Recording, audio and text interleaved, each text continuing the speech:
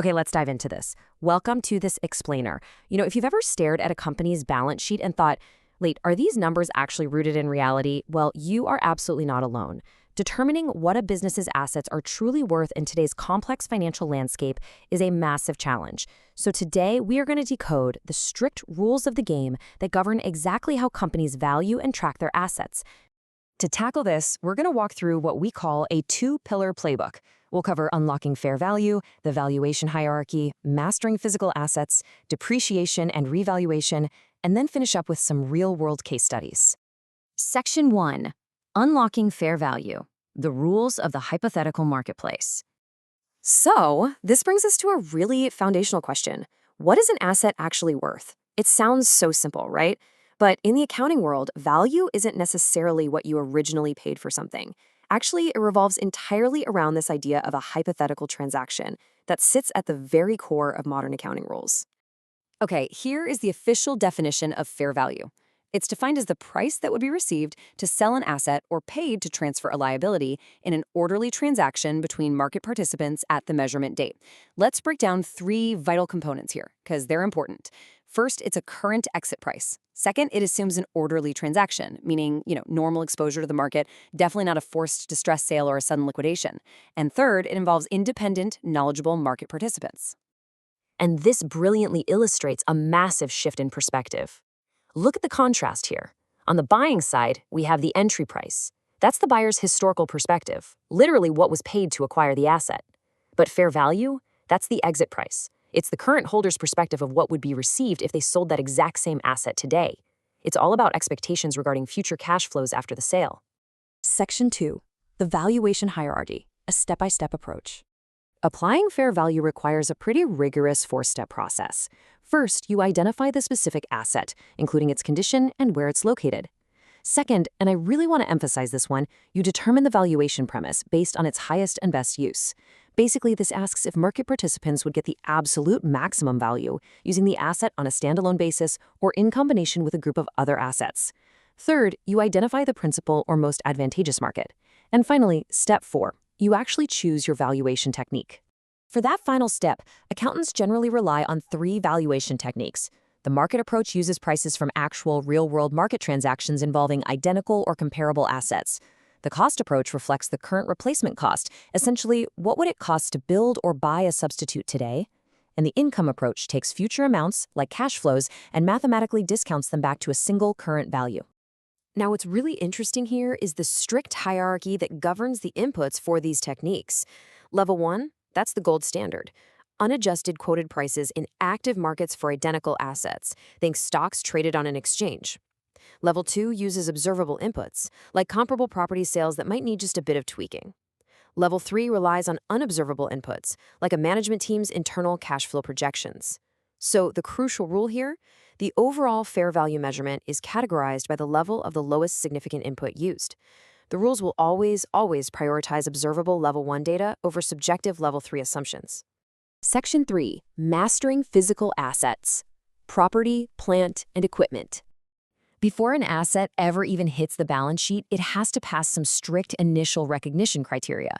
The rule is pretty simple. Probable future economic benefits must flow to the entity, and the cost has to be measured reliably.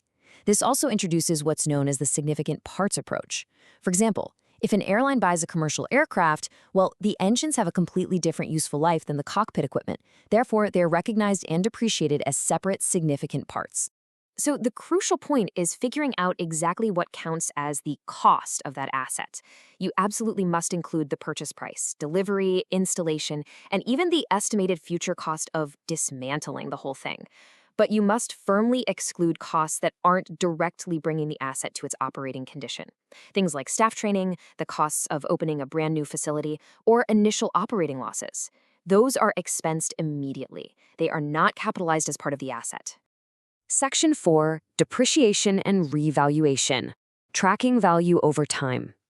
If a company uses the cost model, they have to depreciate the asset over time. There are three main ways to do this. Straight line assumes the benefits are received evenly over time. Diminishing balance is used when an asset provides heavy benefits early on but drops off later. And units of production bases depreciation entirely on usage or output. Just remember, the total depreciable amount you're working with is always the initial cost minus the estimated residual value at the end of its useful life. Alternatively, a company might use the revaluation model, where the asset is carried at its updated fair value. Now, if the value increases, it generally doesn't go to the income statement. Instead, it boosts equity via other comprehensive income. It's essentially building up a rainy day asset revaluation surplus. But if the value decreases, that hit usually goes straight to profit or loss, unless, of course, you are reversing a prior movement for that exact same asset. Section 5, Real-World Case Studies. Putting the playbook to the test. First up is Osprey Resources Limited. They've got a fair value hierarchy dilemma on their hands. They need to value three things: shares traded on the ASX, a warehouse based on adjusted comparable sales, and a unique customer database using management's own cash flow projections. Based on our hierarchy rules, the ASX shares are textbook level 1. The warehouse, because it relies on adjusted observable data, is level 2. And that unique customer database? Well, with no market data available, relying entirely on unobservable inputs, it is a classic level 3. Okay, let's look at Falcon Engineering. They buy a new machine with a list price of $180,000. They manage to get a 5% discount, but incur a series of additional costs: $6,000 for delivery, $9,000 for installation, and, importantly, $12,000 for a staff training program. They are also legally required to dismantle it at the end of its life, which has a present value cost of $8,000. The machine has a 10-year life and a $15,000 residual value. So, what is the capitalized cost, and what is the very first year's depreciation? Here is the solution. We take the discounted list price of $171,000, we add the delivery, the installation, and the dismantling provision. But what about that $12,000 for staff training?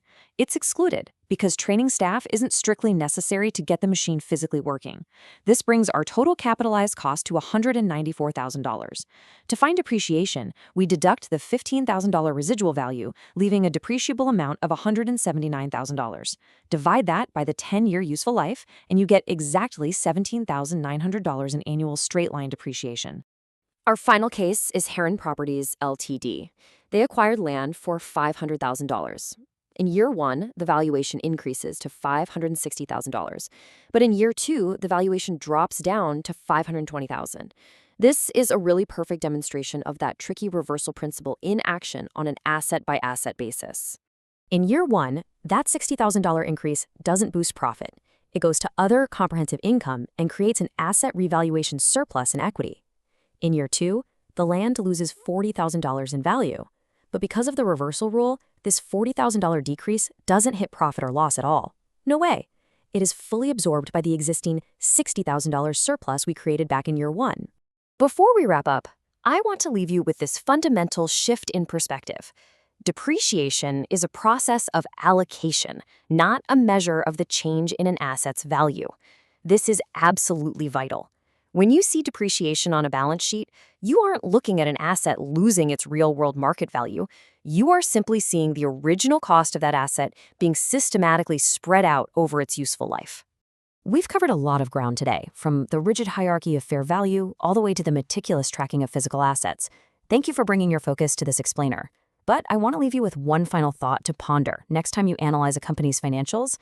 If an asset's true fair value is only ever confirmed upon its hypothetical exit, how confident can we ever be in the numbers sitting on a balance sheet today? Keep questioning the reality behind the numbers. See you next time.